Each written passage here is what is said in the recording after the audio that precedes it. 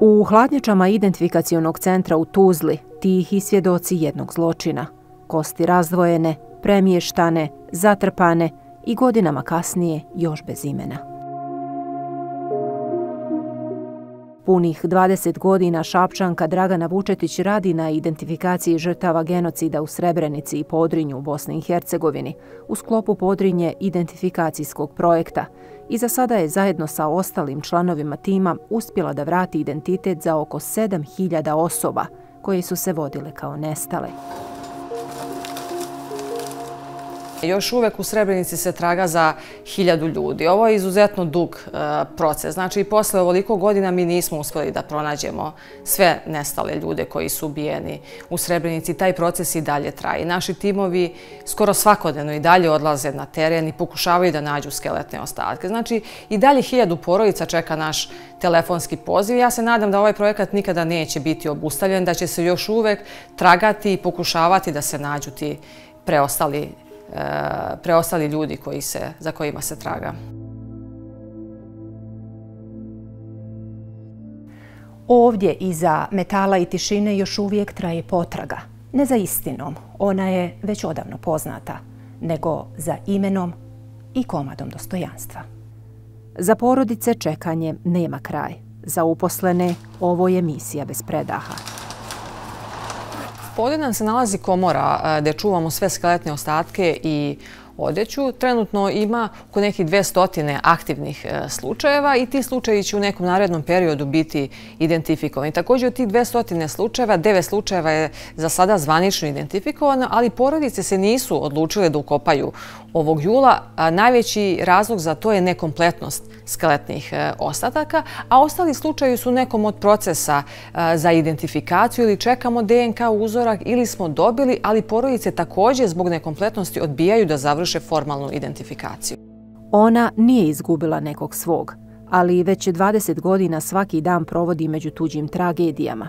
Njena svakodnevica počinje među ladicama, među kostima, među komadićima koji nekome znače sve. Pa teško je nositi se sa svakim slučajem. Svaki slučaj je nekako priča za sebe, ali treba povući zaista granicu.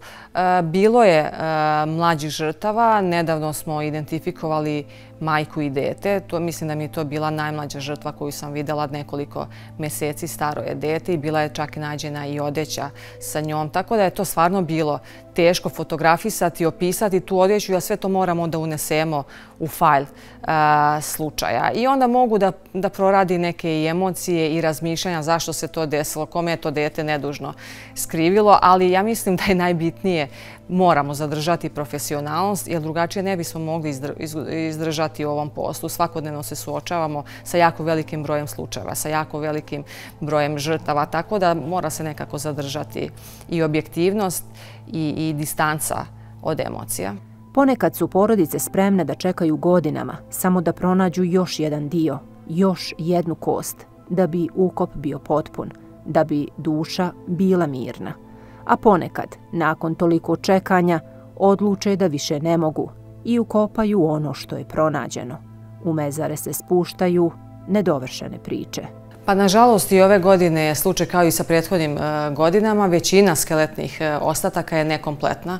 Mislim da samo u jednom slučaju se radi o kompletnim skeletnim ostacima. Nažalost u većini ostalih slučajeva se radi samo o nekoliko kostiju koje će biti ukopane.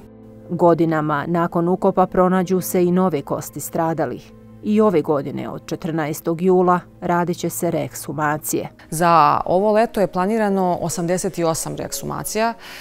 Znači, za tih 88 žrtava Srebrenice koji su već ukopani u memorijalnom centru u Potočarima, mi smo pronašli dodatne kosti koje ćemo dokopati u tih 7 planiranih dana. Sve porodice su obaveštene, mi smo napravili raspored, tako da ćemo prvog i zadnjeg dana raditi po 12 slučajeva, a ostalih dana ćemo raditi po 13 slučajeva. Sve porodice smo obavestili i svi oni koji žele da prisustvuju reekshumacijama su dobrodošli i doktor će im objasniti šta smo pronašli i oni mogu prisustvovati čitavom tom procesu.